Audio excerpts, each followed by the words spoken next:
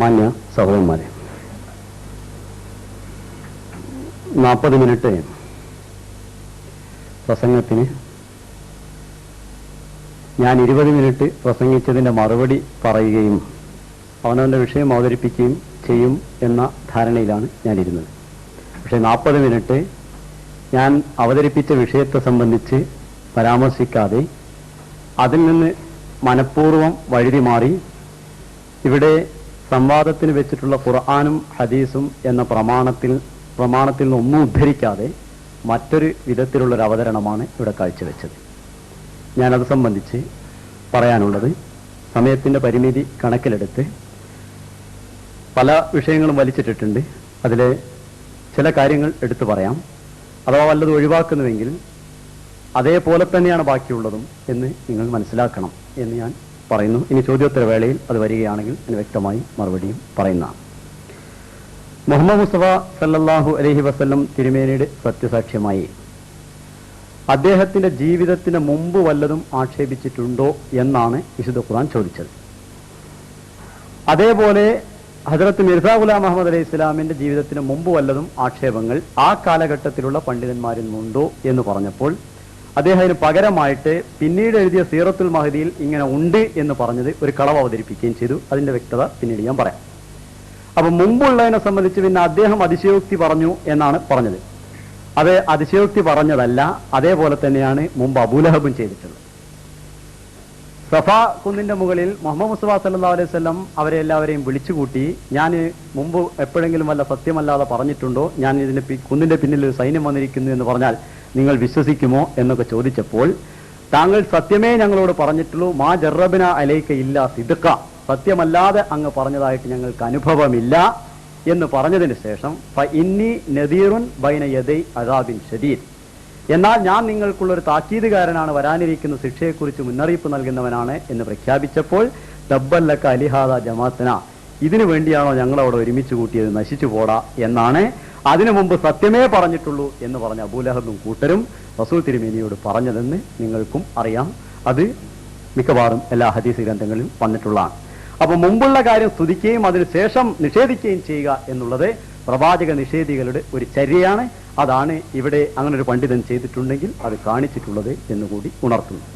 അതല്ലാതെ അതിനുശേഷം അദ്ദേഹം മനസ്സിലായതുകൊണ്ട് മാറിയ, മനസ്സിലായിട്ട് തന്നെ അബൂലഹബും മാറിയത് എങ്ങനെ അദ്ദേഹത്തിന് മനസ്സിലായോ അതിലൊരു ഇവിടെ അതേപോലെ തന്നെ ഇവിടെ ഇദ്ദേഹത്തിനും മനസ്സിലായി എന്ന് മാത്രമേ ഉള്ളൂ. അപ്പോൾ പഴയകാല ജീവിതത്തെ മിൻ ഖബിലിഹിം എന്നുള്ളതിനെ സംബന്ധിച്ച് പറയാൻ ഒന്നുമില്ലാത്തത് കൊണ്ട് മിൻ ബഅദിഹി, ഖുർആൻ അതിന് നേരെ തിരിച്ച് അതിന് ശേഷമുള്ള ജീവിതത്തെ സംബന്ധിച്ചാണ് ഇവിടെ പ്രസംഗകൻ അവതരിപ്പിക്കുന്നത്. അപ്പൊ അത് പറയാനില്ല എന്ന് 40 മിനിറ്റ് സമയം പറഞ്ഞിട്ട് പറയാനുണ്ടായിരുന്ന ഒരു കളവ് മാത്രമായിരുന്നു, ബാക്കി ഒന്നും അതെന്താണെന്ന് പിന്നീട് പറയാം, ഒന്നും ഇല്ല എന്നുള്ളത് 40 മിനിറ്റ് പ്രസംഗത്തിൽ നിന്ന് വ്യക്തമായി. അപ്പോൾ വിശുദ്ധ ഖുർആന്റെ ഈ ആയത്തനുസരിച്ച് ഹസ്രത്ത് മിർസാ ഗുലാം മുഹമ്മദ് അലൈഹി ഇസ്ലാം സത്യവാനാണ് എന്ന് സുതരാം വ്യക്തമാണ്. മറ്റൊന്ന് ഞാനിവിടെ അവതരിപ്പിച്ചത് ലൗ തഖബല അലൈന ബാദൽ ലഖാബിൽ എന്നതാണ്. അതിൽ അള്ളാഹുവിന്റെ പേരിൽ എന്തെങ്കിലും കറ്റികെട്ടി പറഞ്ഞിട്ടുണ്ടെങ്കിൽ അതിന് അള്ളാഹു പിടിക്കുമായിരുന്നു എന്ന് ഞാൻ പറഞ്ഞതിൽ അർത്ഥത്തിൽ ഭാവിയും വർത്തമാനവും മാറി എന്നാണ് അദ്ദേഹത്തിനുള്ള വലിയ കംപ്ലൈന്റ്. അതിന് ഞാൻ അങ്ങനെ സമ്മതിക്കുന്നു. നിങ്ങൾ ഭാവിയല്ല വർത്തമാനം പഴയ ഭൂതകാലക്രിയ തന്നെ എടുക്കുന്നു. എങ്കിലും മുഹമ്മദ് മുസ്തഫ സല്ലല്ലാഹു അലൈഹി വസല്ലം തിരുമേനിയുടെ ഒരു സത്യസാക്ഷ്യമായി വെക്കുന്ന അളവുകോൽ കൊണ്ട് മറ്റൊരു കള്ളനെ അളക്കാൻ പറ്റുകയില്ല എന്നുള്ള നിങ്ങളുടെ ഈ ബുദ്ധി ഉൾക്കൊള്ളാൻ കഴിയാത്തതാണ്. അതങ്ങനെ നിങ്ങൾ മനസ്സിലാക്കുന്നുവെങ്കിൽ നിങ്ങൾ ആ ബുദ്ധിക്ക് അവാർഡ് കിട്ടേണ്ടതാണ്. മുഹമ്മദ് നബി സല്ലല്ലാഹു അലൈഹി വസല്ലം തിരുമേനിയുടെ സത്യസാക്ഷ്യമായ ഒരു മാനദണ്ഡം വെച്ചിട്ട് ആ മാനദണ്ഡം അനുസരിച്ച് ഒരു കള്ളപ്രവാചകനെ കുറിച്ച് അളക്കാൻ പാടില്ല എന്ന് പറയുന്നത് എങ്ങനെയാണ്? അപ്പോൾ അതിന് ആ അർത്ഥമാണുള്ളത് എന്നതിൽ അവർക്ക് തർക്കമില്ല. പക്ഷേ മുഹമ്മദ് നബിക്ക് മാത്രമാണ് എന്നാണ്. അതാരാണ് നിങ്ങളോട് പറഞ്ഞത് എന്ന് അറിയാൻ കൗതുകമുണ്ടായിരുന്നു. പക്ഷെ അത് വിഷയത്തിൽ ആരാണ് പറഞ്ഞത്, ഖുർആനാണോ പറഞ്ഞത് അതോ സ്വയം തോന്നിയതാണോ എന്ന് വിഷയാവതാരകൻ ഇവിടെ സൂചിപ്പിച്ചിട്ടില്ല. അവർ രണ്ടായത്തിനെയും ഖണ്ഡിക്കപ്പെട്ടിട്ടില്ല. മറ്റൊരായത്ത് അവതരിപ്പിച്ചിട്ടുമില്ല. ഇങ്ങനെ ഒരു പ്രവാചകന് പറ്റാത്ത സംഗതിയാണ് ഇതെന്ന് പറഞ്ഞുകൊണ്ട് ഈ വിഷയങ്ങൾ മുഴുവൻ അവതരിപ്പിക്കുമ്പോഴും അതിലൊരു ഖുർആന്റെ ആയത്ത് ഇന്നതാണ്, അതുകൊണ്ട് ഈ വിധത്തിലാണ് മീറാ സാഹിബ് ചെയ്തത് എന്ന് ഒരൊറ്റ ആയത്തിന്റെ തുണ്ട് പോലും ഇവർക്ക് വിവരിക്കുവാൻ സാധിച്ചിട്ടില്ല എന്ന് തന്നെ അദ്ദേഹത്തിന്റെ സത്യസാക്ഷ്യത്തിന് മറ്റൊരു തെളിവാണ്. ഇനി പറഞ്ഞ കാര്യങ്ങളിലേക്ക് കടക്കുന്നു. മുഹമ്മദ് സല്ലല്ലാഹു അലൈഹി വസല്ലം തിരുമേനിയെ സംബന്ധിച്ച് പല അപവാദങ്ങളുമുണ്ട്. അത് തെളിവില്ലാതെയാണെന്നും ഇവർ പറയുന്നത് തെളിവോട് കൂടിയാണെന്നുമാണ് അവർ പറയുന്നത്. എന്നാൽ അതേപോലെ തന്നെ ക്രിസ്ത്യാനികൾ മുസ്ലിങ്ങളോട് ചോദിക്കുന്നു എന്ന പേരിൽ ക്രിസ്ത്യാനികൾ മുഹമ്മദ് മുസ്തഫ സല്ലല്ലാഹു അലൈഹി വസല്ലം തിരുമേനിയെയും ഇസ്ലാമിനെയും വിമർശിച്ചെഴുതിയ ഗ്രന്ഥത്തിലും അത് തെളിവുകളുടെ പിൻബലത്തോടെയാണ്, ഇസ്ലാമിക സ്രോതസ്സിൽ നിന്നാണ് തെളിവുകൾ എടുത്തിട്ട് എന്നാണ് അവരും അവകാശപ്പെട്ടിട്ടുള്ളത്. അതേപോലെ തന്നെ വിശുദ്ധ ഖുർആനെ വിമർശിച്ചെഴുതിയിട്ടുള്ള ഇടമുറുകിന്റെ പുസ്തകത്തിലും തെളിവുകളുടെ സ്രോതസ്സോടുകൂടി തന്നെയാണ് എന്നും അതിനെ അങ്ങനെ വിമർശിച്ചത് മുജാഹിദീങ്ങൾ വിമർശിച്ചത് ശരിയായിട്ടില്ല എന്ന് അതിന്റെ രണ്ടാമത്തെ പതിപ്പിലും അദ്ദേഹം വിശദീകരിച്ച് എഴുതിയിട്ടുണ്ട്. ആ പുസ്തകവും ഇവിടെയുണ്ട്. അപ്പോൾ ഒരു പ്രവാചകനെ സംബന്ധിച്ച് ഈ വിധത്തിൽ ആക്ഷേപിക്കുക എന്നുള്ളത്, ഇങ്ങനെ പുസ്തകങ്ങൾ എഴുതുകയും അതിനെക്കുറിച്ച് ആക്ഷേപിക്കുകയും ചെയ്യുക എന്നുള്ളത് എല്ലാ സത്യപ്രവാചകന്മാരുടെ കാലഘട്ടത്തിലും ഉണ്ടായിട്ടുണ്ട്. കള്ളപ്രവാചകന്മാരെ ആ വിധത്തിൽ ആക്ഷേപിച്ച് പ്രസംഗിച്ചതായിട്ട് ഒരൊറ്റ പ്രവാചകന്റെ ചരിത്രത്തിലും തെളിയുന്നില്ല. ഒരു പ്രവാചകനും തന്റെ കാലത്ത് വന്ന കള്ളപ്രവാചകന് ഇന്ന ഇന്ന ദൂഷ്യങ്ങളുണ്ട് എന്ന് ലോകത്തോട് പറഞ്ഞതായിട്ട് ഒരു ചരിത്രവുമില്ല. മറിച്ച് ഓരോ സത്യപ്രവാചകനെ സംബന്ധിച്ചും അദ്ദേഹം കള്ളനാണ് എന്ന് പറഞ്ഞുകൊണ്ട് ആ കാലഘട്ടത്തിന്റെ തമസിന്റെ ആളുകൾ അതിനെ എല്ലാ വിധത്തിലും തമസ്കരിച്ച് കാണിക്കുന്നതിന് വേണ്ടി ശ്രമിച്ചിട്ടുണ്ട് എന്നുള്ളതും ഒരു നഗ്ന സത്യമാകുന്നു. ഇനി വിഷയത്തിൽ എന്തെല്ലാമാണ് ഇവിടെ പറഞ്ഞത് എന്ന് നോക്കാം. സീറത്തുൽ മഹദിയിൽ തന്റെ പിതാവിന്റെ പെൻഷൻ 700 രൂപ വാങ്ങിക്കൊണ്ട് അദ്ദേഹവും അദ്ദേഹത്തിന്റെ കൂടെ ഉണ്ടായിരുന്ന ഒരു സുഹൃത്തും കൂടി ദൂർത്തടിച്ചു കളഞ്ഞു എന്നാണ് പറഞ്ഞത്. ഇത് സീറത്തുൽ മഹദി ഇവിടെ പുസ്തകം കൊണ്ടുവന്നിട്ടില്ല, അതിലെ ഉദ്ധരണി എന്റെ കയ്യിലുണ്ട്, അത് നിങ്ങൾക്കും വായിക്കാവുന്നതാണ്. അത് അദ്ദേഹം ഇത് മനഃപൂർവ്വം തർജ്ജമയിൽ തെറ്റിച്ചുകൊണ്ട് തന്നെ സീറത്തുൽ മഹദിയിലുള്ള തർജ്ജമയെ തികച്ചും വിരുദ്ധമായി തന്റെ ഉദ്ദേശത്തിന് അനുസൃതമായി തർജ്ജമ ചെയ്തുകൊണ്ട് തന്നെ അബ്ദുറഹ്മാൻ സാഹിബ് തന്റെ പുസ്തകത്തിലും അത് രേഖപ്പെടുത്തിയിട്ടുണ്ട്. ഈ കാര്യത്തിൽ ഇന്നത്തെ സംവാദത്തിന് ശേഷമോ അല്ലാത്തൊരു ദിവസമോ രണ്ടിന്റെയും സീറത്തുൽ മഹദിയിൽ വന്നിട്ടുള്ളതിന്റെ സീറത്തുൽ മഹദിയും അതിനുശേഷം അതിന്റെ ഫോട്ടോ കോപ്പിയും അതിൽ കൊടുത്തിട്ടുള്ള തർജ്ജമയും അതിന്റെ യഥാർത്ഥ തർജ്ജമയും വേണമെങ്കിൽ നമുക്ക് പ്രസിദ്ധീകരിക്കാവുന്നതാണ്. ഇന്ന് ആ പുസ്തകം ഇവിടെ പ്രമാണം പറഞ്ഞപ്പോൾ മിർസാ സാഹിബിന്റെ ഗ്രന്ഥങ്ങളാണ് പ്രമാണത്തിന് പറഞ്ഞത്. അതുകൊണ്ട് ആ പുസ്തകങ്ങൾ മുഴുവൻ ഞാനിവിടെ കൊണ്ടുവന്നിട്ടുണ്ട്. പക്ഷെ മറ്റേ പ്രമാണത്തിൽ പെടാത്തത് കൊണ്ട് അത് കൊണ്ടുവരാൻ സാധിച്ചിട്ടില്ല. എന്നാൽ ഉദ്ധരണി ഇപ്രകാരമാണ്: एक दफा हजरत मसीह मौद अलैहिस्सलातु वस्सलाम अपने दादा की पेंशन के लिए सियालकोट गए. मसीह मौद अलैहिस्सलातु वस्सलाम ഒരിക്കൽ തന്റെ പിന്നെ പിതാമഹന്റെ പെൻഷന് വേണ്ടി സിയാൽകോട്ടിൽ പോയി. मिर्जा इमामुद्दीन जो आपके खानदान का ही एक फर्द था वो आपके पीछे गया. മിർസ ഇമാദുദ്ദീൻ എന്ന് അദ്ദേഹത്തിന്റെ കുടുംബത്തിൽപ്പെട്ട ഒരാളുണ്ടായിരുന്നു, അദ്ദേഹവും അദ്ദേഹത്തിന്റെ കൂടെ പോയി. ഇദ്ദേഹം പറയുന്നത് ഇമാദുദ്ദീനെ പോയി തിരിച്ച് ഇദ്ദേഹത്തിന്റെ കൂടെ കൂട്ടിപ്പിടിച്ചു എന്നാണ്. മിർസ സാഹിബ് അങ്ങോട്ട് പോയി ഇമാദുദ്ദീനെ പിടിച്ചു എന്നാണ് അബ്ദുറഹ്മാൻ സാഹിബ് തർജ്ജമ ചെയ്തിട്ടുള്ളത്. അത് തന്നെയാണ് ഇവിടെ പറഞ്ഞിട്ടുള്ളത്. മറിച്ച് ഇമാദുദ്ദീൻ കൂടെ പോയി, അങ്ങോട്ട് പോയി എന്നാണ് ഇവിടെ നിവേദനത്തിൽ ഉള്ളത്. वो आपके पीछे पीछे गया, അദ്ദേഹത്തിന്റെ പിന്നാലെ പോയി. और आपसे वो रकम हत्या ली. അദ്ദേഹം ആ 700 രൂപ ഈ കൂടെ പോയ ഇമാദുദ്ദീൻ അദ്ദേഹത്തിൽ നിന്ന് 700 രൂപ അപഹരിച്ചെടുത്തു. അദ്ദേഹത്തിനെ വഞ്ചിച്ചുകൊണ്ട് അദ്ദേഹത്തിൽ നിന്ന് അപഹരിച്ചെടുത്തു. ഇമാദുദ്ദീൻ ഇവരുടെ കൂട്ടത്തിൽപ്പെട്ട ആളായിരുന്നു, അദ്ദേഹത്തെ വിശ്വസിച്ച ആളല്ല. അപ്പൊ അപഹരിച്ചത് ഇവരുടെ പക്ഷത്തുള്ള ആളായിരുന്നു, അദ്ദേഹത്തിന്റെ നിഷേധികളിൽപ്പെട്ട ഒരാളായിരുന്നു. എന്നിട്ടോ ചുനാഞ്ചെ ഹസ്രത്ത് മസീഹ് മൗഊദ് അലൈഹിസ്സലാത്തു വസ്സലാം ഖാദിയാൻ വാപ്പസ് और भाग गया, रकम हत्या ली और भाग गया. അതിനുശേഷം അദ്ദേഹം പൈസ പിടിക്കും ചെയ്തു, അതിനുശേഷം ഓടിക്കളയും ചെയ്തു. എന്നിട്ട് മസീഹ് മൗഊദ് അലൈഹിസ്സലാത്തു വസ്സലാം ഖാദിയാൻ വാപ്പസ് നഹികെ, മസീഹ് മൗഊദ് അലൈഹിസ്സലാത്തു വസ്സലാം ഖാദിയാനിൽ തിരിച്ചു പോയില്ല. ഈ വിഷമം കൊണ്ട് താൻ ഒരു കാര്യത്തിന് വേണ്ടി നിയോഗിച്ചു, ആളങ്ങനെ നിയോഗിച്ചത് പിന്നെ ശരിയായില്ല, അത് അയാൾ പിടിച്ചുകൊണ്ട് പോയല്ലോ. അതുകൊണ്ടുള്ള ആ നാണം കൊണ്ട്, ആ ലജ്ജ കൊണ്ട് അദ്ദേഹം വീട്ടിലേക്ക് തിരിച്ചു പോയില്ല. और मुलाजिमत करके गुजारा कर लिया जाए और ये बेहतर समझा के मुलाजिमत करके गुजारा कर लिया जाए बिजाय उसके कि उस नुकसान के बाद घर वालों को मुंह दिखाए.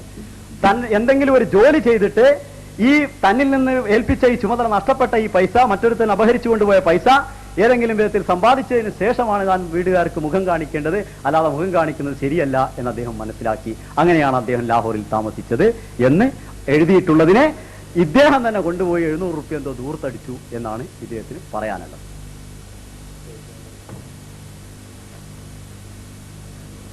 സീറത്തുൽ മഹദി ജിൽദ് പിന്നെ വോള്യം 1 പേജ് 34, റിവായത്ത് നമ്പർ, നിവേദന നമ്പർ 49. ഇത് എന്താണെന്ന് വെച്ചാൽ, ഈ പുസ്തകം എന്താണെന്ന് വെച്ചാൽ, മിർസാ സാഹിബിനെ സംബന്ധിച്ച് അദ്ദേഹത്തിന്റെ അനുയായികൾ ആരെങ്കിലും എന്തെങ്കിലും കേട്ടിട്ടുണ്ടെങ്കിൽ അതിനെയെല്ലാം ക്രോഡീകരിച്ച് സാധാരണ ഹദീസുകളെ പോലെയുള്ള ഒരു നിവേദനത്തിന്റെ സമാഹാരമാണ്.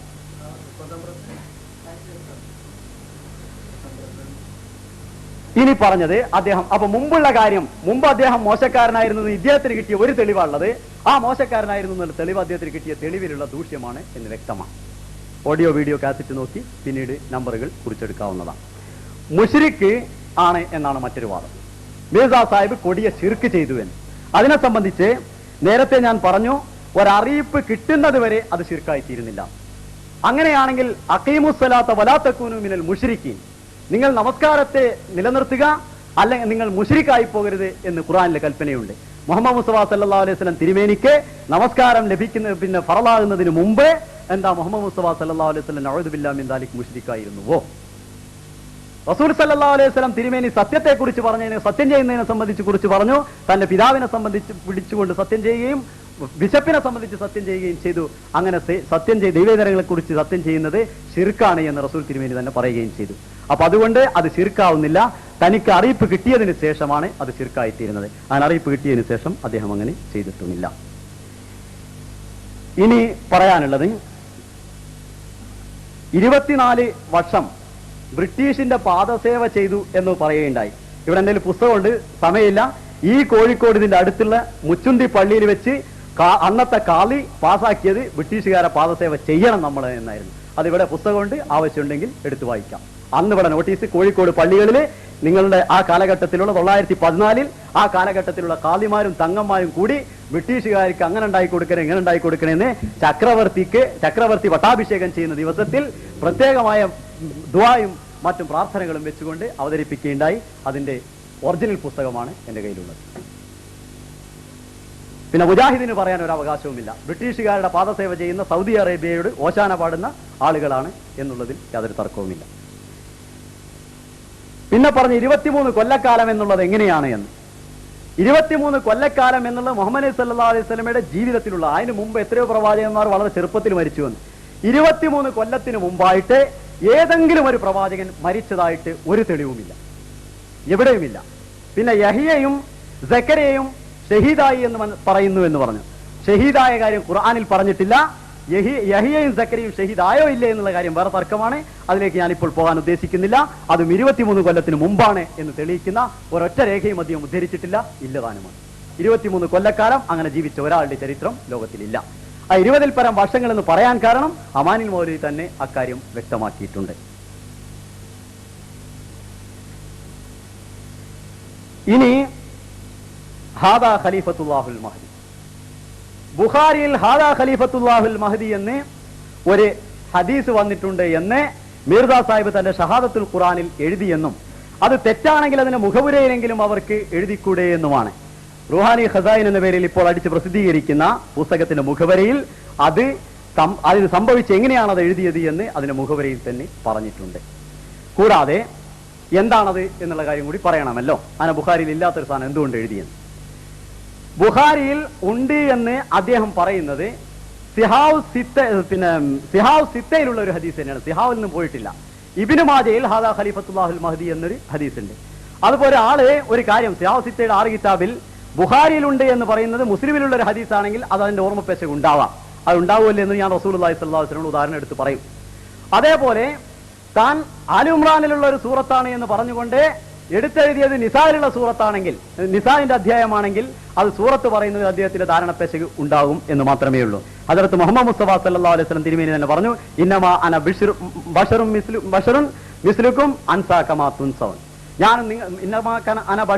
ഞാനും ഒരു ബഷർ മാത്രമാണ്, ഞാനും നിങ്ങളെപ്പോലെ മറക്കുന്നു എന്ന്. ഇനി മറന്ന സംഭവം പറയാം. അതിന് ഇദ്ദേഹത്തിന്റെ ഭാഷയിൽ പറഞ്ഞാൽ കളവെന്ന് നഊദു ബില്ലാഹി മിൻ ദാലിക് എന്ന് പറയേണ്ടത്. റസൂൽ സല്ലല്ലാഹു അലൈഹി വസല്ലം ഒരിക്കൽ നമസ്കരിച്ചുകൊണ്ട് പുറകോട്ട് തിരിയുന്നു. അസർ നമസ്കാരത്തിന് ശേഷം 2 റക്അത്താണ് നമസ്കരിച്ചത്. ആ സമയത്ത് ഒരാൾ സുൽയദൻ എന്നുള്ളൊരു സഹാബി ചോദിച്ചു, അം ഖുസ്റത്തി സ്വലാത്ത് യാ റസൂലല്ലാഹ്, നമസ്കാരം ചുരുക്കപ്പെട്ടോ അതോ അം നസീത, അങ്ങ് മറന്നതാണോ? റസൂൽ സല്ലല്ലാഹു അലൈഹി വസല്ലം പറയുന്നു, ഞാൻ മറന്നിട്ടുമില്ല, നമസ്കാരം ചുരുക്കപ്പെട്ടിട്ടുമില്ല. 3 പ്രാവശ്യം ഇത് ചോദിക്കുമ്പോൾ അത് 3 പ്രാവശ്യം ചോദിച്ചതിന് ശേഷമാണ് റസൂൽ സല്ലല്ലാഹു അലൈഹി വസല്ലം ഈ മറുപടി പറയുന്നത്. അപ്പോൾ റസൂൽ സല്ലല്ലാഹു അലൈഹി വസല്ലം പിന്നീട് ചോദിച്ചു, അയാൾ വീണ്ടും അങ്ങനെ തന്നെ പറഞ്ഞപ്പോൾ എന്താണ് ദുല്യതയിൽ പറയുന്നത്? അവർ റസൂലുള്ളാഹി അങ്ങ് 2 റക്അത്ത് നമസ്കരിച്ചിട്ടുള്ളൂ എന്ന്. അപ്പോൾ റസൂലുള്ളാഹി സല്ലല്ലാഹു അലൈഹി വസല്ലം പറഞ്ഞു, അതിനെ ഞാൻ മറന്നതാണ് എന്ന് പറഞ്ഞ് ബാക്കി നമസ്കരിക്കുകയാണ് ചെയ്തത്. അതിനെ റസൂൽ സല്ലല്ലാഹു അലൈഹി വസല്ലം നമസ്കരിച്ച 2 റക്അത്ത് ഞാൻ നമസ്കരിച്ചിട്ടില്ല, നമസ്കാരം ചുരുക്കിയിട്ടില്ല, മറന്നിട്ടുമില്ല എന്ന് പറഞ്ഞതിനെ ഇവരുടെ ന്യായത്തിൽ പറഞ്ഞാൽ നഊദു ബില്ലാ സുമ്മ നഊദു ബില്ലാഹി മിൻ ദാലിക്, അത് കളവാണ് എന്ന് പറയേണ്ടി വരും. ആ വിധത്തിലുള്ള സംഭവങ്ങൾ തിരുമേനിയുടെ ജീവിതത്തിലും ഉണ്ടായിട്ടുണ്ട്. ഇനി പിന്നീട് പറഞ്ഞത് 50 വാള്യം എഴുതി വഞ്ചിച്ചു, 50 വാള്യങ്ങളുടെ വാഗ്ദാനം നൽകിയിട്ട് വഞ്ചിച്ചു എന്നാണ്.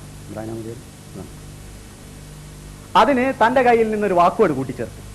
ഇതിലില്ലാത്തതാ, അത് സാധാരണ പുസ്തകത്തിൽ ചെയ്യുന്ന പരിപാടി, എല്ലായിടത്തും ചെയ്യാറുണ്ട്. എന്താണ്? पहले 50 हिस्से लिखने का इरादा था मगर 50 से 5 पर इक्तिफा किया गया. അതിന് ഇദ്ദേഹം പറഞ്ഞത് अब 50 पर इक्तिफा करता हूं. 50 पर मगर 50 से 5 पर इक्तिफा किया गया എന്നുള്ളതിന് अब 50 5 पर इक्तिफा करता हूं. എത്ര വ്യത്യാസമുണ്ട്? അതെന്തിനാ ചെയ്തതെന്ന് അറിയാം? അതൊരു തീർപ്പുണ്ടാക്കാൻ പറ്റും.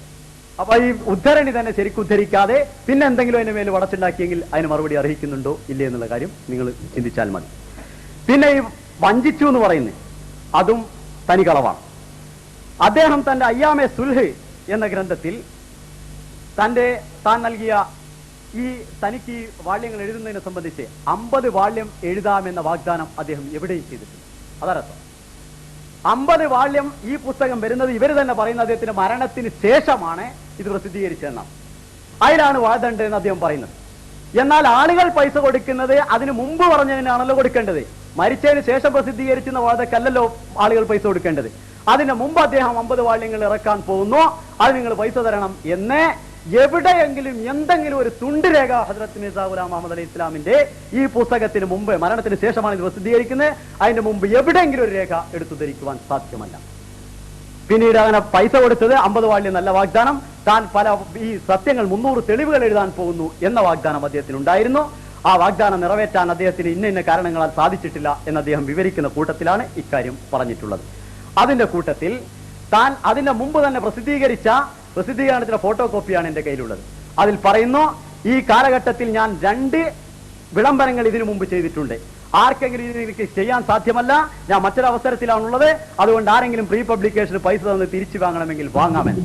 അങ്ങനെ പല ആളുകളും വാങ്ങിയെന്നും മുജാഹിദീങ്ങളുടെ അനിഷേധ്യ നേതാവായ നവാബ് സിദ്ദീഖ് ഹസൻ ഖാൻ സാഹിബ് ആ പുസ്തകം തിരിച്ചയച്ചു കൊടുക്കുകയും അദ്ദേഹത്തിന്റെ പൈസ തിരിച്ചു കൊടുക്കുകയും ചെയ്തതായിട്ട് അദ്ദേഹം തന്നെ രേഖപ്പെടുത്തിയിട്ടുണ്ട്. അപ്പോൾ ആ പ്രീ പബ്ലിക്കേഷന് കൊടുത്ത പൈസ തിരിച്ചു കൊടുത്തിരിക്കുന്നു. ഇനിയും ആർക്കെങ്കിലും എന്തെങ്കിലും ഉണ്ടെങ്കിൽ ആ പൈസയും എന്നോട് ചോദിക്കണമെന്ന് ആ കാലഘട്ടത്തിൽ തന്നെ വിളംബരം ചെയ്തിട്ടുണ്ട്. അത് പ്രകാരം ആളുകൾ വാങ്ങിയിട്ടുണ്ട്. 3 പ്രാവശ്യം വിളംബരം ചെയ്യുന്നു. എന്നിട്ട് അയാൾ വഞ്ചിച്ചു എന്ന് പറയുന്നത് എത്രമാത്രം മൗഢ്യമാണ്. ഇങ്ങനെ ഒരു പ്രീ പബ്ലിക്കേഷന് വേണ്ടി പൈസ വാങ്ങിയിട്ടുണ്ടെങ്കിൽ അതിങ്ങനെയാണ് ചെയ്തിട്ടുള്ളത്. ഇനി പറയാനുള്ളത് ജാരസന്തതികൾ എന്ന് വിളിച്ചു എന്നാണ്. അതിനുശേഷം അവൻ ജാരസന്തതിയുമാണ് എന്ന് വിശുദ്ധ ഖുർആനിൽ പറഞ്ഞിട്ടുള്ളത്. മൗദൂദി സാഹിബ് ജാരസന്തതി എന്ന് തന്നെ തർജ്ജമ കൊടുത്തിട്ടുണ്ട്. അപ്പൊ വിശുദ്ധ ഖുർആന്റെ സുന്നത്ത് അനുസരിച്ചാണ് ജാരസന്തതി എന്ന് പറഞ്ഞിട്ടുള്ളത്. അത് അങ്ങനെയാണോ പറഞ്ഞത് അല്ലേ എന്നുള്ള കാര്യം വേറെ തർക്കമാണ്. അതിലേക്ക് ഞാൻ സമയത്തിന്റെ പരിമിതി കൊണ്ട് അങ്ങോട്ട് പോകാൻ ഉദ്ദേശിക്കുന്നില്ല. പിന്നെയോ നിശ്ചയമായും എന്റെ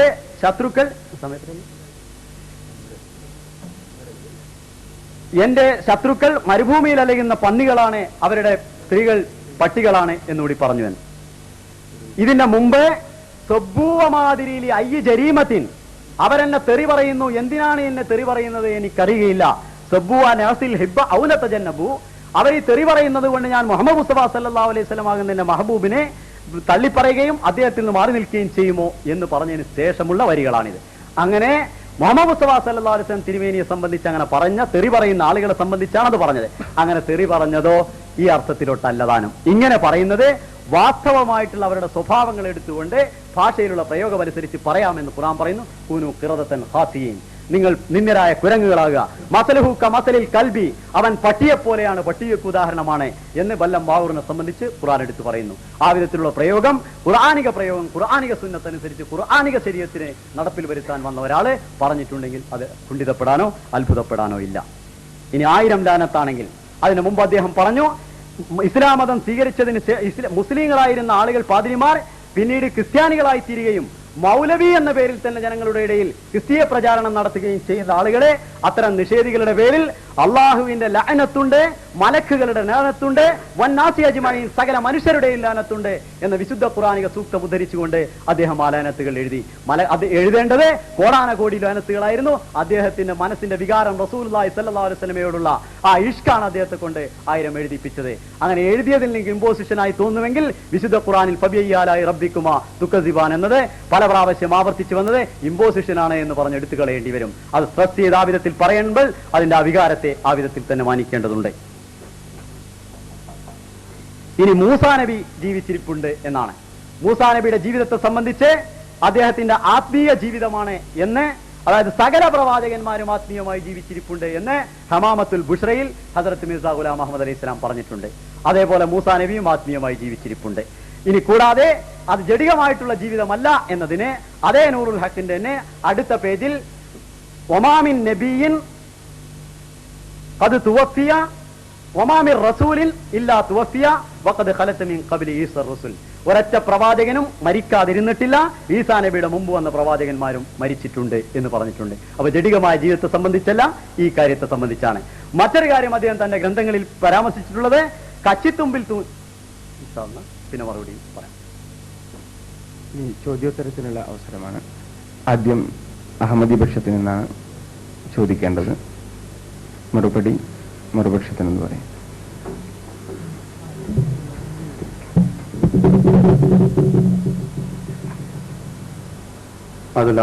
ബിസ്മില്ലാഹിർ റഹ്മാനിർ റഹീം. ഒരു കള്ളപ്രവാചകനിൽ വിശ്വസിച്ചാൽ അയാൾക്ക് ഇന്ന ശിക്ഷയുണ്ട് എന്ന് വിശുദ്ധ ഖുർആനിൽ എവിടെയെങ്കിലും പരാമർശമുണ്ടോ?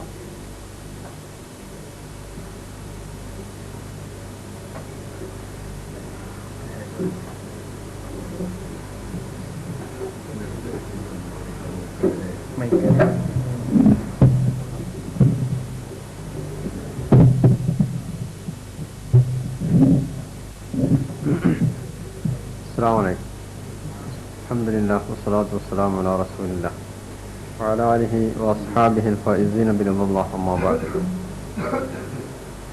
കള്ളപ്രവാചകനിൽ വിശ്വസിച്ചാൽ അയാൾക്ക് ഇന്ന ശിക്ഷയുണ്ട് എന്ന് ഖുർആനിൽ എവിടെയെങ്കിലും ഉണ്ടോന്നാണ്. അങ്ങനൊരായത്തില്ല. അവർക്ക് കിട്ടേണ്ട മറുപടി അതാ. അപ്പൊ അതിന്റെ അർത്ഥം കള്ളം പറയാം, വേണമെങ്കിൽ ഞാൻ കള്ളപ്രവാചകനാണെന്ന് പറയാം, നിങ്ങൾക്ക് ശിക്ഷയുണ്ടാവുകയില്ല, കാരണം ഞാൻ കള്ളപ്രവാചകനാകുന്നു, നിങ്ങൾക്ക് വേണമെങ്കിൽ എന്നെ വിശ്വസിക്കാം, എന്നാലും നിങ്ങൾക്ക് പരലോകത്ത് രക്ഷപ്പെടാം. അപ്പോൾ അള്ളാഹു പ്രവാചകന്മാരെ നിയോഗിക്കാം ജനങ്ങളെ സന്മാർഗത്തിലേക്ക് നയിക്കാൻ വേണ്ടി. ഈ പ്രവാചകന്മാർ സത്യസന്ധരാണ് എന്ന് തെളിയിക്കാൻ വേണ്ടി അവരുടെ കയ്യിൽ മുഅ്ജിസത്ത് കൊടുത്തേക്കാം. എന്നിട്ട് ഈ സത്യപ്രവാചകന്മാരെ അംഗീകരിക്കാൻ കൂട്ടാക്കാത്ത ആളുകളെ അള്ളാഹു ഭൂമിയിൽ വെച്ച് തന്നെ പലപ്പോഴും ശിക്ഷിക്കുക, ചില സമൂഹങ്ങളെ തീർത്ത് നശിപ്പിച്ചു കളയുക. നിങ്ങൾ കള്ളം പറയരുത്, കള്ളം പറയുന്നവർ ഏറ്റവും വലിയ അക്രമികളാണ്, അള്ളാഹുവിന്റെ പേരിൽ കള്ളം പറയുന്നവരെക്കാൾ വലിയ അക്രമികൾ മറ്റാരുമില്ല എന്നൊക്കെ പറയുക. ഇതൊക്കെ പറഞ്ഞിട്ടും പിന്നെയും ഖുർആൻ അല്ലെങ്കിൽ അള്ളാഹു നിങ്ങൾ കള്ളപ്രവാചകന്മാരെ കൂടെ കൂടിയാൽ നരകത്തിൽ പോവുകയില്ല. എത്ര സുഖകരമായ ഒരവസ്ഥ!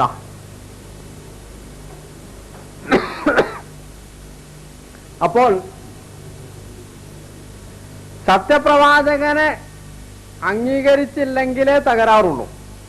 കള്ളപ്രവാചകന്റെ പിന്നാലെ പോകുന്നത് കൊണ്ട് തകരാറൊന്നുമില്ല. പക്ഷേ കള്ളപ്രവാചകനെ അംഗീകരിക്കുന്ന അനുയായികൾക്കേ തകരാറില്ലായികയുള്ളൂ.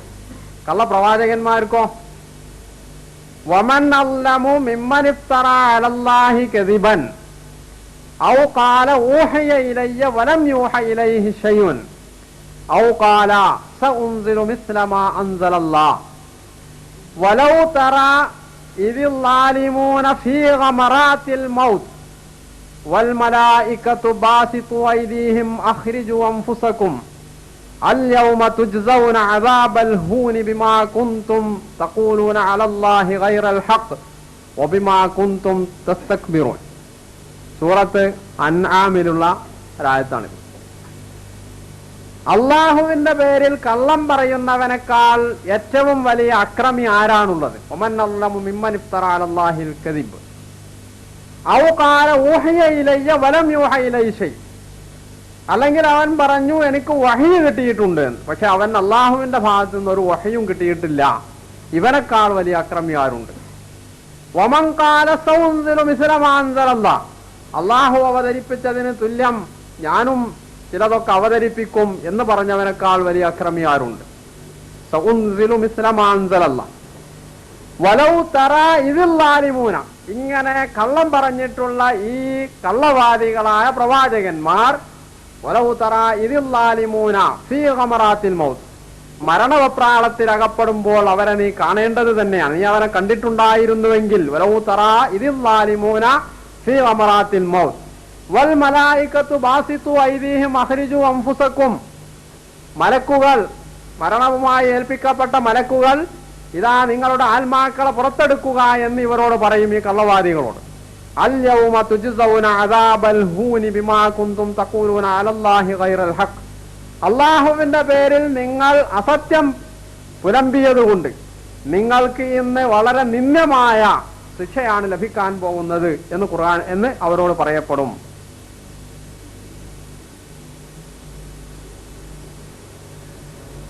എന്ന് ഖുർആൻ പറയുന്നു. അപ്പോൾ ഇവരുടെ വാദമനുസരിച്ച് ഈ കള്ളവാദികൾക്കേ ഇവിടെ തെറ്റുള്ളൂ, കള്ളം പറയുന്ന പ്രവാചകന്മാർക്ക്. പക്ഷെ കള്ളവാദികളെ പിന്തുണച്ചിട്ടുള്ള അനുയായികൾക്ക് തകരാറൊന്നുമില്ല. കാരണം ഇതൊക്കെ അവരെ ഏറ്റെടുത്തുള്ളൂ. ഖുർആന് 2 തരം ശൈത്താന്മാരെ പറ്റി പരിചയപ്പെടുത്തിയിട്ടുണ്ട്. ഷയാത്തീനൽ ജിന്നി വൽ ഇൻസ്, മനുഷ്യരിലും ജിന്നിലും പെട്ട ശൈത്താന്മാർ. മനുഷ്യനെ സന്മാർഗത്തിൽ നിന്ന് ദുർമാർഗത്തിലേക്ക് നയിക്കുന്നവരാണ് ഈ 2 വിഭാഗവും. പരലോകത്ത് ചെല്ലുമ്പോൾ ഇത്തരം കള്ളവാദികളായ പിശാചുക്കൾ അള്ളാഹുവിന്റെ മുമ്പിൽ ഒഴിഞ്ഞു മാറുന്നതായി ഖുർആൻ സൂറത്ത് ഇബ്രാഹിമിൽ പറഞ്ഞിട്ടുണ്ട്. വഖാല ശൈത്താനു ലമ്മാ ഖുദിയൽ അംറു ഇന്നല്ലാഹ വഅദകും വഅദൽ ഹഖ്. അള്ളാഹു നിങ്ങളെ ശൈത്താൻ പറയും, അള്ളാഹു നിങ്ങളോട് ചിലത് വാഗ്ദാനം ചെയ്തു, വഅദ്തുക്കും, ഞാനും ചിലത് വാഗ്ദാനം ചെയ്തു, ഫഅഖ്ലഫ്തുക്കും, ഞാൻ നിങ്ങളോട് എന്റെ വാഗ്ദാനം ലംഘിച്ചു. വമാ കാന ലി അലൈക്കും മിൻ സുൽത്താൻ, എനിക്ക് നിങ്ങളുടെ കാര്യത്തിൽ ഒരു അധികാരവും ഇല്ലായിരുന്നു. അതുകൊണ്ട് ഫലാ തലൂമൂനി വലൂമു അൻഫുസക്കും, നിങ്ങൾ എന്നെ ആക്ഷേപിക്കേണ്ട, നിങ്ങളെ തന്നെ ആക്ഷേപിച്ചാൽ മതി എന്നാണ് ഇവർ പറയുക എന്ന് ഖുർആൻ പറയും. അപ്പോൾ ഇത്തരത്തിലുള്ള ദുർമാർഗത്തിലേക്ക് ക്ഷണിക്കുന്ന, സത്യത്തിൽ നിന്ന് വഴിതെറ്റിക്കുന്ന, യഥാർത്ഥ പ്രവാചകന്മാരുടെ അധ്യാപനത്തിൽ നിന്ന് വഴിതെറ്റിക്കുന്ന ഇത്തരം ആളുകളെ പിന്തുടർന്നാൽ നരകമുണ്ടോ ഇല്ലേ, ശിക്ഷ ഉണ്ടോ ഇല്ലേ എന്നുള്ളത് ഈ ഖുർആനിക ആയത്തുകളുടെ അടിസ്ഥാനത്തിൽ നമുക്ക് മനസ്സിലാക്കാവുന്നതാണ്. കള്ളപ്രവാചകന്മാർ വിശ്വസിച്ചാൽ ശിക്ഷയില്ല എന്ന് ഖുർആൻ പറഞ്ഞതുകൊണ്ട് എല്ലാ കള്ളപ്രവാചകന്മാരിലും വിശ്വസിക്കണമെന്ന് ഞങ്ങൾ വിശ്വസിക്കുന്നില്ല. അതേസമയം കള്ളപ്രവാചകന്മാരിൽ വിശ്വസിച്ചാൽ ശിക്ഷയില്ല എന്ന് ഖുർആൻ പറയാനുണ്ടായ കാരണം, കള്ളപ്രവാചകനായി വാദിക്കുന്ന അള്ളാഹുവിന്റെ പേരിൽ നിന്ന് കറ്റുകെട്ടി പറഞ്ഞാൽ അതിനെ നിങ്ങൾ ശിക്ഷിക്കേണ്ട, അള്ളാഹു തന്നെ പ്രവാചകനെ കൈകാര്യം ചെയ്യും, അങ്ങനെ പറയുന്ന ആളെ കൈകാര്യം ചെയ്യുമെന്ന് ഖുർആൻ പറഞ്ഞതുകൊണ്ട് അത് മനുഷ്യന്മാരെ ഏൽപ്പിച്ചിട്ടില്ല. അതുകൊണ്ടാണ് ഞാൻ ചോദിക്കാൻ കാരണം. ഇനി ഞാൻ മറ്റൊരു ചോദ്യം ചോദിക്കാനുള്ളത്, ലോകത്ത് നാളിതുവരെ വന്ന സത്യപ്രവാചകന്മാരുടെ കാലഘട്ടത്തിൽ അവരുടെ കാലഘട്ടത്തിൽ വന്നിട്ടുള്ള കള്ളപ്രവാചകന്മാർക്കെതിരിൽ പ്രസംഗങ്ങളും സംവാദങ്ങളും ഏതെങ്കിലും ഒരു സത്യപ്രവാചകൻ നടത്തിയതായി ഹദീസിലോ വിശുദ്ധ ഖുർആനിലോ വല്ല രേഖകളും ഉണ്ടോ? അതേസമയം ഏതെങ്കിലും ഒരു സത്യപ്രവാചകനെതിരിൽ അക്കാലഘട്ടത്തിലുള്ള നിഷേധികൾ പ്രസംഗിക്കുകയും സംവാദം നടത്താതിരിക്കുകയും ചെയ്തതായിട്ട് ഖുർആനിൽ വല്ല തെളിവുണ്ട്?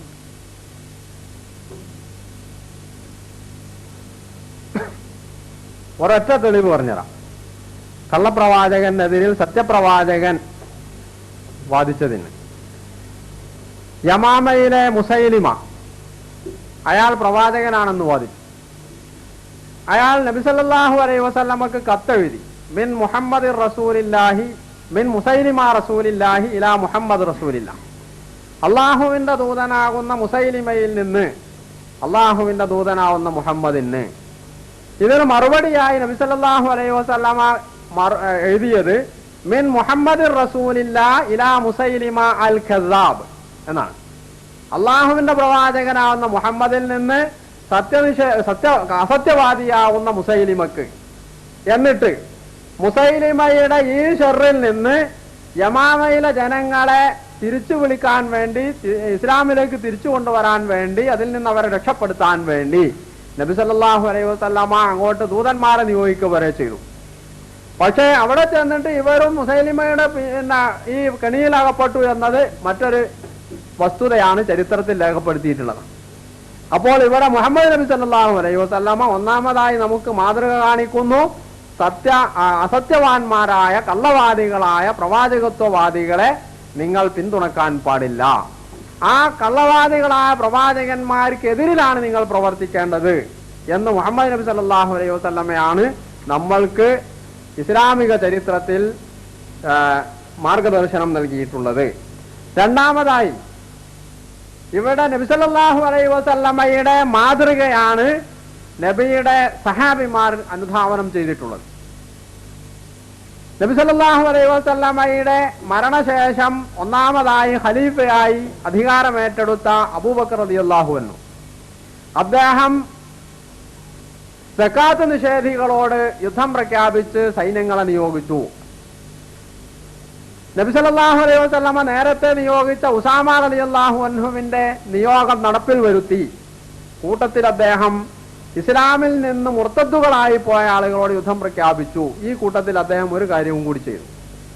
പ്രവാചകത്വവാദം ഉന്നയിച്ചുകൊണ്ട് രംഗത്ത് വന്ന 4 ആളുകൾ, മുസൈലിമ, അസ്വദ്, തൽഹ, സജ്ജ, ഈ 4 ആളുകൾക്കും എതിരിൽ സൈനിക നടപടി സ്വീകരിക്കുകയുണ്ടായി. അപ്പോൾ നബി സല്ലല്ലാഹു അലൈഹി വസല്ലമയുടെ മാതൃക സ്വീകരിച്ചുകൊണ്ട് സഹാബാ കിറാം അവരാരും ഇതിനെ എതിർത്തില്ല, എല്ലാവരും അതിന് അനുകൂലിച്ചു, യുദ്ധത്തിന് പോവുകയാണ് ഉണ്ടായത്. ഇവർ ഈ കള്ളവാദികളോട് യുദ്ധം ചെയ്തു. എന്തുകൊണ്ട് ഇവർ നരകത്തിൽ പോവുകയില്ലെങ്കിൽ, അല്ലെങ്കിൽ ഇത് ഇസ്ലാമിക വിരുദ്ധമല്ലെങ്കിൽ എന്തിനെ അബൂബക്കർ റളിയല്ലാഹു അൻഹും സഹാബാ കിറാമും ഇങ്ങനെയുള്ള ഒരു ഏടാകൂടത്തിന് ഒരുങ്ങിയത്? അവർക്ക് മറ്റു തന്നെ ഒരുപാട് കാര്യങ്ങൾ ചെയ്യാമായിരുന്നു. ഇസ്ലാമിൽ എതിരില്ലാത്ത തെറ്റല്ലാത്തൊരു സംഗതിക്ക് എന്തിനാണ് സഹാബിമാർ ഇത്രയൊക്കെ ആളും അർത്ഥവും വിനിയോഗിച്ചുകൊണ്ട് പ്രയാസങ്ങൾ സഹിച്ചുകൊണ്ട് യുദ്ധത്തിനൊരുങ്ങിയിട്ടുള്ളത്? അപ്പോൾ മുസ്ലിം ലോകം മനസ്സിലാക്കിയിട്ടുള്ള നബി സല്ലല്ലാഹു അലൈഹി വസല്ലമയുടെ അധ്യാപനത്തിന്റെ അടിസ്ഥാനത്തിൽ, ഖുർആനിന്റെ അധ്യാപനങ്ങളുടെ അടിസ്ഥാനത്തിൽ മുസ്ലിം ലോകം അംഗീകരിച്ചിട്ടുള്ള, പ്രയോഗവൽക്കരിച്ചിട്ടുള്ള ഒരു സംഗതിയാണ് കള്ളപ്രവാചകത്വവാദികളെ എതിർക്കുക, വേണ്ടി വന്നാൽ അവരോട് യുദ്ധം ചെയ്യുക എന്നുള്ളത്. ഇവിടെ ഇന്ത്യയെ സംബന്ധിച്ചിടത്തോളം നമ്മൾക്ക് അതിനുള്ള സാധ്യതകളില്ലാത്തതുകൊണ്ട് അല്ലെങ്കിൽ യുദ്ധം ചെയ്യേണ്ടി വരുമായിരുന്നു. കള്ളപ്രവാചകന്മാരുടെയും അനുയായികളുടെയും ഉത്തരവാദിത്വം അള്ളാഹു ഒരിക്കലും ഏറ്റെടുത്തിട്ടില്ല. അവരെ രക്ഷിക്കാമെന്ന് അള്ളാഹു എവിടെയും പറഞ്ഞിട്ടില്ല. അവർക്ക് നരകമാണ് നബി സല്ലല്ലാഹു അലൈഹി വസല്ലമ വാഗ്ദാനം ചെയ്തിട്ടുള്ളത്. മുസൈലിമത്തുൽ കസ്സാബിനോട് യുദ്ധം ചെയ്തത് കള്ളപ്രവാചകത്വം വാദിച്ചുകൊണ്ടാണ് എന്നുള്ളത് ചരിത്രപരമായിട്ടുള്ള ഒരു വളച്ചൊടിക്കലാണ്. താരിഖ് തിബരിയുടെ തർജമ ഉറുദുവിൽ ഹൈദരാബാദ് ദക്കനിൽ നിന്നും പ്രസിദ്ധീകരിച്ചിട്ടുണ്ട്. അതിനെ സംബന്ധിച്ച് പറഞ്ഞിട്ടുള്ളത് മുസൈലിമാനെ ബഗാവത് കീ, അതിന്റെ പേജ് 93. മുസൈലിമ രാജ്യദ്രോഹം കുറ്റത്തിന് വിധേയനായിട്ടുണ്ടായിരുന്നു. അദ്ദേഹം രാജ്യദ്രോഹ കുറ്റമാണ് ചെയ്തിട്ടുള്ളത്. 40,000 का लश्कर जर्रार तैयार किया था. 40,000 യുദ്ധ അംഗങ്ങളുള്ള ഒരു സൈന്യത്തെ അദ്ദേഹം തയ്യാറാക്കിയിട്ടുണ്ടായിരുന്നു. Page number 71. उसने कहा कि मैं अपनी सज्जा की फौज के साथ तमाम अरब पर कब्जा करूंगा. അദ്ദേഹം പറഞ്ഞു, ഞാൻ തന്റെ സജ്ജാഹിന്റെ സൈന്യവുമായിട്ട് മുഴുവൻ അറേബ്യയും ആക്രമിക്കുമെന്ന്. ഇങ്ങനെയുള്ളൊരു സാഹചര്യത്തിലല്ലാതെ കള്ളപ്രവാചകത്വവാദം കൊണ്ടാണ് അബൂബക്കർ സിദ്ദീഖ് അദ്ദേഹത്തോട് യുദ്ധം ചെയ്തത് എന്ന് തെളിയിക്കുന്ന വല്ല രേഖകളും ചരിത്രപരമായിട്ട് ഉണ്ടോ? മറ്റൊരു കാര്യം, മുഹമ്മദ് മുസ്തഫ സല്ലല്ലാഹു അലൈഹി വസല്ലം തിരുമേനിയായിരുന്നുവല്ലോ അങ്ങനെ ഒരു കള്ളപ്രവാചകത്വം വാദിച്ചുവെങ്കിൽ അതിന് സൈന്യത്തെ നയിക്കേണ്ടിയിരുന്നത്. അദ്ദേഹം എന്തുകൊണ്ട് ആ കാലഘട്ടത്തിൽ എല്ലാവിധ സാഹചര്യങ്ങളും മറ്റു പലതിനും സൈന്യങ്ങളെ നയിച്ച സ്ഥിതിക്ക് ആ കാലഘട്ടത്തിൽ എന്തുകൊണ്ട് സൈന്യത്തെ നിയോഗിച്ചില്ല? പിന്നെ അദ്ദേഹം ഒരു കത്തെഴുതി, മുസൈലിം അങ്ങോട്ട് കത്തെഴുതിയാൽ സാമാന്യ മര്യാദയാണ്, അതിനങ്ങോട്ടൊരു മറുപടിയും കൊടുത്തു എന്നല്ലാതെ പിന്നെ ആളുകളെ അദ്ദേഹത്തിന്റെ പിന്നാലെ പോയിട്ടുണ്ടെങ്കിൽ വിളിക്കേണ്ട ചുമതലയുണ്ട് ഉള്ളത് കൊണ്ട് ഒരാളെയും കുറച്ചാളുകളെയും അയച്ചുവെങ്കിൽ സൈന്യത്തെ നയിക്കുക എന്ന് അതിനെങ്ങനെങ്കിലും എതിർക്കുക എന്നുള്ളതോ അതിനെതിരിൽ പ്രസംഗങ്ങൾ നടത്താൻ വേണ്ടിയോ ആ വിധത്തിലുള്ള ആരെങ്കിലും അയച്ചതായിട്ട് പല തെളിവുകളുണ്ടോ? അപ്പൊ ഇവിടെ ഒരു കാര്യത്തില് നമ്മളെ അഭിപ്രായ വ്യത്യാസമുള്ളൂ. യുദ്ധം ചെയ്യേണ്ടതുണ്ടോ ഇല്ല എന്നുള്ളത്. കള്ളപ്രവാചകനാണെങ്കിൽ അയാളുടെ അനുയായികളെ അതിൽ നിന്ന് ഇസ്ലാമിലേക്ക് തിരിച്ചു വിളിക്കാൻ പണിയെടുക്കാം. അങ്ങനെ നബി സല്ലല്ലാഹു അലൈഹി വസല്ലമ ചെയ്തിട്ടുണ്ട്. അങ്ങനെയാണ് മുസൈലിമയുടെ നാട്ടിലേക്ക് ദൂതനെ നിയോഗിച്ചത്. അൽഹംദുലില്ലാ, അത്രയും നല്ലത്. അബൂബക്കർ റളിയല്ലാഹു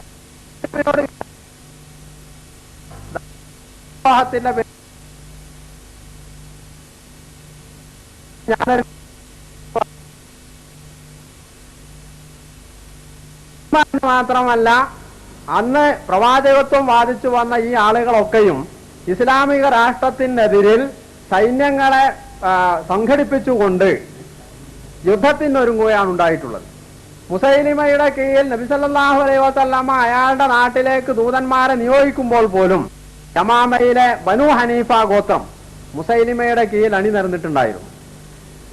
ഈ സമൂഹത്തോട് നബി സല്ലല്ലാഹു അലൈഹി വസല്ലം എന്തുകൊണ്ട് അന്ന് യുദ്ധം ചെയ്തില്ല എന്ന് ചോദിച്ചാൽ, നബിയുടെ ഈ ഇസ്ലാമിക രാഷ്ട്രത്തിന്റെ വിപുലീകരണം അവിടേക്ക് എത്തിയിട്ടുണ്ടായിരുന്നില്ല അന്ന് എന്നുള്ളതാണ്.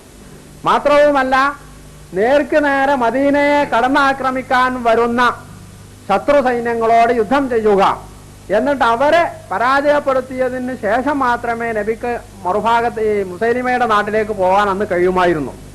അതുകൊണ്ടാണ് നബി സല്ലല്ലാഹു അലൈഹി വസല്ലം അവിടേക്ക് പോവാതിരുന്നത്. അതേ അവസരം ഇസ്ലാമിക രാഷ്ട്രത്തിൽ അറേബ്യ ലോകം മുഴുക്കെ ഉൾച്ചേരുകയും അതിൽ നിന്ന് വേറിട്ട് പോവുകയും എന്നിട്ട് ഇസ്ലാമിക രാഷ്ട്രത്തിനെതിരിൽ യുദ്ധത്തിനൊരുങ്ങുകയും ചെയ്ത ഒരു ഘട്ടത്തിൽ ആണ് അബൂബക്കർ റളിയല്ലാഹു അൻഹു ഇവിടെ ഇവരോട് യുദ്ധത്തിന് പ്രഖ്യാപിച്ചിട്ടുള്ളത്. പക്ഷെ അപ്പോഴും അബൂബക്കർ റളിയല്ലാഹു അൻഹു ഈ സംഗതി അംഗീകരിച്ചു കൊടുത്തുവോ?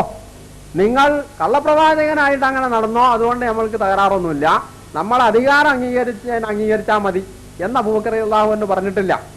ഈ ചരിത്ര വസ്തുതകൾ ഇസ്ലാമിക ചരിത്ര ഗ്രന്ഥങ്ങളിൽ ഈ 4 പ്രവാചകത്വവാദികളുടെയും സംഭവങ്ങൾ ചരിത്ര ഗ്രന്ഥങ്ങളിൽ രേഖപ്പെടുത്തിയിട്ടുള്ളതാണ്. ചരിത്ര ഗ്രന്ഥങ്ങളിൽ ഇത് വേറെ തന്നെ തിരിച്ചു പറഞ്ഞിട്ടുമുണ്ട്. അതായത് മാനിയൽ സക്കാത്ത് നിഷേധികളോട് നടത്തിയിട്ടുള്ള യുദ്ധമെന്നും, അതുപോലെ തന്നെ മുർത്തദ്ദുകളോട് നടത്തിയിട്ടുള്ള യുദ്ധമെന്നും, അതുപോലെ പ്രവാചകത്വവാദികളോട് നടത്തിയിട്ടുള്ള യുദ്ധമെന്നും. ഇവിടെ ചരിത്രത്തിലെ ഈ വസ്തുതയും തബരിയുടെ ഈ പ്രയോഗവും തമ്മിൽ ഒരു വൈരുദ്ധ്യവും ഇല്ലതാണ്. ഇവിടെ പറഞ്ഞിട്ടുള്ളത് ഏതെങ്കിലും ഒരു സമൂഹത്തിൽ ഒരു സ്വാധീനം ചെലുത്താൻ ശക്തിയില്ലാത്ത കെൽപ്പില്ലാത്ത ഒരുത്തൻ ഞാനും നബിയാണോ എന്ന് പറഞ്ഞു വന്നാൽ അവനോട് യുദ്ധം ചെയ്യണമെന്നൊന്നുമല്ല. അവനോട് വേണമെങ്കിൽ പോയി പറഞ്ഞാൽ മതി. കാരണം അവന് സമൂഹത്തിൽ അത്രയൊന്നും സ്വാധീനം ചെലുത്താൻ കഴിയില്ല. അതേസമയം സ്വാധീനം ചെലുത്തുകയും ഇസ്ലാമിനെ നശിപ്പിക്കുവാൻ, ഇസ്ലാമിക സമൂഹത്തിൽ നിന്ന് ആളുകളെ വഴിതെറ്റിക്കുവാനൊക്കെ വല്ലതും ചെയ്യാനൊക്കെ കെൽപ്പുണ്ട് എന്നും തന്നെ കാണുന്ന മുസൈലിമയുടെ ഒക്കെ അവസ്ഥ അതായിരുന്നു. അത്തരം ആളുകളോട് ഇതിന്റെ പേരിൽ തന്നെയാണ് അബൂബക്കർ റളിയല്ലാഹു അൻഹു യുദ്ധം ചെയ്തിട്ടുള്ളത്. അപ്പോൾ ചുരുക്കത്തിൽ ഇവിടെ നമ്മൾ തമ്മിൽ അഭിപ്രായ വ്യത്യാസമുള്ള ഒരേ ഒരു കാര്യത്തിലാണ്, പ്രവാചകത്വവാദിയോട് കള്ളപ്രവാചകത്വവാദിയോട് യുദ്ധം ചെയ്യണമോ വേണ്ടേ എന്നുള്ളതിന് മാത്രമാണ്. കള്ളപ്രവാചകത്വവാദികളെയും അയാളുടെ അനുയായികളെയും ഇസ്ലാമിലേക്ക് തിരിച്ചു വിളിക്കാൻ വേണ്ടി ആളുകളെ നിയോഗിക്കാം. അങ്ങനെ നബി സല്ലല്ലാഹു അലൈഹി വസല്ലം നിയോഗിച്ചിട്ടുണ്ട്. അപ്പോൾ നിങ്ങൾ നേരത്തെ ചോദിച്ച ചോദ്യം എന്തായിരുന്നു? അത് കള്ളപ്രവാചകത്വവാദികൾക്കെതിരിൽ സത്യപ്രവാചകന്മാരോ അനുയായികളോ അവരുമായി സംവാദത്തിൽ ഏർപ്പെട്ടതിന് വല്ല തെളിവുമുണ്ടോ എന്ന ചോദ്യം ഇപ്പോൾ നിങ്ങൾ പിൻവലിക്കേണ്ടടുത്ത് തിരിക്കുകയാണ്.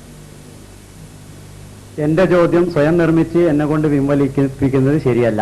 സത്യപ്രവാചകന്മാരിൽ ആരെങ്കിലും എന്നാണ് ചോദിച്ചത്. ഞാൻ ഇത്രയേറെ വിശദീകരണം കേട്ടിരിക്കുകയായിരുന്നു, അത് പറയുന്നുണ്ടോ നോക്കാൻ വേണ്ടി.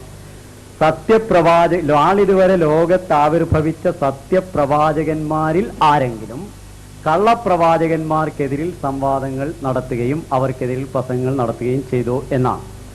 അതിന് അനുയായികൾ എന്നുകൂടി കൂട്ടിച്ചേർത്ത് റസൂലുള്ളാഹി സ്വല്ലല്ലാഹു അലൈഹി വസല്ലം മുസൈലിമയെ തിരിച്ചു വിളിക്കാനല്ല വിട്ടത്, അദ്ദേഹത്തിന്റെ അനുയായികളിൽ നിന്ന് ആരെങ്കിലും മുസൈലിമയുടെ വലയിൽ പോയിട്ടുണ്ടെങ്കിൽ അവരെ തിരിച്ചു വിളിക്കാൻ അനുയായികളിലേക്കാണ് വിട്ടത്.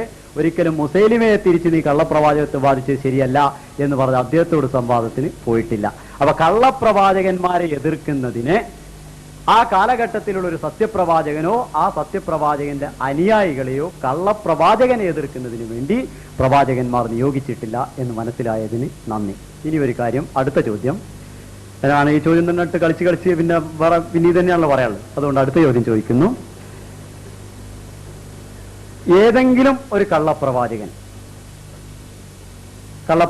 എന്നല്ല, അള്ളാഹുവിൽ നിന്ന്, പ്രവാചകൻ അവിടെ നിൽക്കട്ടെ, അള്ളാഹുവിൽ നിന്ന് തനിക്ക് അറിയിപ്പുകൾ ഉണ്ടാകുന്നു എന്ന്, വഹികൾ ലഭിക്കുന്നു, ദിവ്യബോധനം ലഭിക്കുന്നു എന്ന് ജനങ്ങളോട് പ്രഖ്യാപിച്ചതിന് ശേഷം ലോകാരംഭം മുതൽ ഇന്നേ വരെ ഏതെങ്കിലും അങ്ങനെയുള്ളൊരു കള്ളവാദി 23 കൊല്ലക്കാലം റസൂൽ സല്ലല്ലാഹു അലൈഹി വസല്ലം വഹിയുണ്ടെന്ന് പറഞ്ഞതിന് ശേഷം ജീവിച്ച ആ കാലഘട്ടം ജീവിച്ചതായി ചരിത്രത്തിൽ നിന്ന് എന്തെങ്കിലും തെളിവുകളുണ്ടോ? ചോദ്യമല്ല. അല്ല, ഒരു കാര്യം ക്ലിയറാക്കാൻ. അപ്പോൾ മൊത്തത്തില് മറുഭാഗത്ത് നിന്ന് രണ്ടാമത് ചോദ്യം ഉന്നയിച്ചിരിക്കുക. ആദ്യത്തെ ചോദ്യത്തിൽ നിന്നും അദ്ദേഹത്തിന് ഒരു കാര്യം മനസ്സിലായി. മുഹമ്മദ് നബി സല്ലല്ലാഹു അലൈഹി വസല്ലം അദ്ദേഹത്തിന്റെ അനുയായികൾ മുസൈലിമത്തിന്റെ ഈത്ത് പോയവരും ഇങ്ങോട്ട് തിരിച്ചു വിളിക്കുകയും മുസൈലിമനോടും അനുയായികളോടും ഇങ്ങോട്ട് സ്വസ്ഥമായിട്ട് നബിയും കൂട്ടരുമായിട്ട് അവിടെ നിന്നോളി എന്ന് പറയുകയും ചെയ്തു എന്നാണ് മറുഭാഗത്തിന് മനസ്സിലായത്. അപ്പൊ എവിടെങ്കിലും കള്ളപ്രവാചകനും അനുയായികളും പരിസരത്ത് എവിടെയുണ്ടെങ്കിൽ ശരിയായ പ്രവാചകൻ ചെയ്യേണ്ടത് നിങ്ങളും നിങ്ങളുടെ അനുയായികളും അവിടെ നിന്നോളി, അതിനകത്ത് കുഴപ്പമൊന്നുമില്ല, നിന്റെ അനുയായികൾ അത് പോവാണെന്ന് അങ്ങോട്ട് പോന്നോളി എന്ന് പറയണം എന്നാണോ മനസ്സിലായത്? അപ്പൊ ചുരുക്കത്തിൽ അവർക്ക് മനസ്സിലായത് അതാണ്. മുസൈലിമത്തിന്റെ എരിയത്തുള്ള അദ്ദേഹത്തിന്റെ അനുയായികളും കൂട്ടരും സ്വസ്ഥമായി അവിടെ വാഴട്ടെ, എന്റെ അനുയായികൾ അങ്ങോട്ട് പോയവരുണ്ടെങ്കിൽ ഇങ്ങോട്ട് പോരട്ടെ.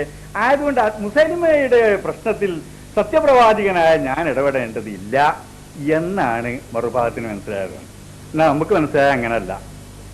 നമുക്ക് മനസ്സിലായത് കള്ളപ്രവാചകനെ പിന്തുടർന്നാൽ പാടില്ല എന്ന് ഇസ്ലാമിലുണ്ടോ ചോദ്യം തന്നെ അറുവാലിച്ച.